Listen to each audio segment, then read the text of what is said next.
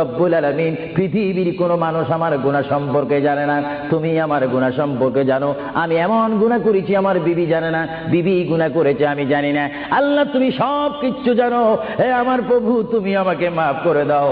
আমার আল্লাহ বলে, তারপরও যদি তোমাদেরকে আমি মাফ না করি, তারপরও বান্দা তোমরা আমার রহমতের দরজা থেকে ফিরে যাইও না।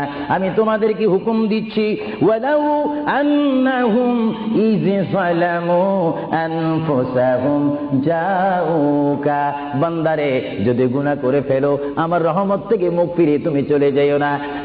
বান্দা, আকাশ পরিমাণ যদি গুনাহ করো, পাতাল পরিমাণ যদি গুনাহ করো, সাগরের পানি পরিমাণ যদি গুনাহ করো, পাহাড় তুলনায় যদি তুমি গুনাহ করো, আমার দরবার থেকে তুমি নিরাশ হইও না।